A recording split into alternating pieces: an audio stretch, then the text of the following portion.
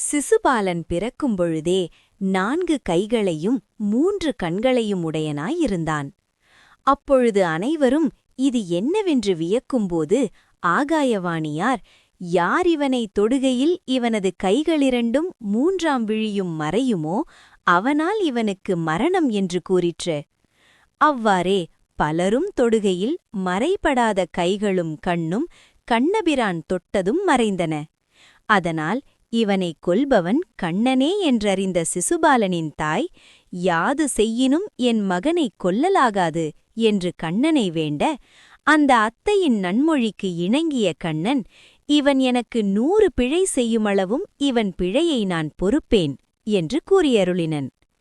பின்பு சிசுபாலன் தனக்கு கண்ணன் எதிரி என்பதை இளமையிலேயே அறிந்து பகைமையை பாராட்டி எப்பொழுதும் கண்ணனை நிந்திப்பதே தொழிலாக இருந்தான்.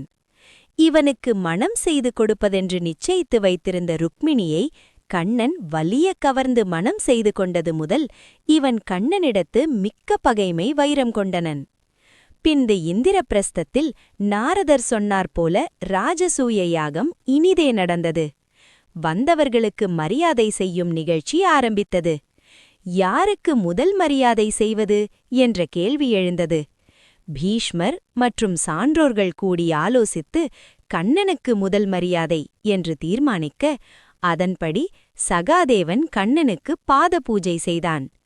இதையெல்லாம் பார்த்து கொண்டிருந்த சிசுபாலன் தன் அதிருப்தியைக் காட்ட கண்ணனை பலவாறு இகழ்ந்தான்.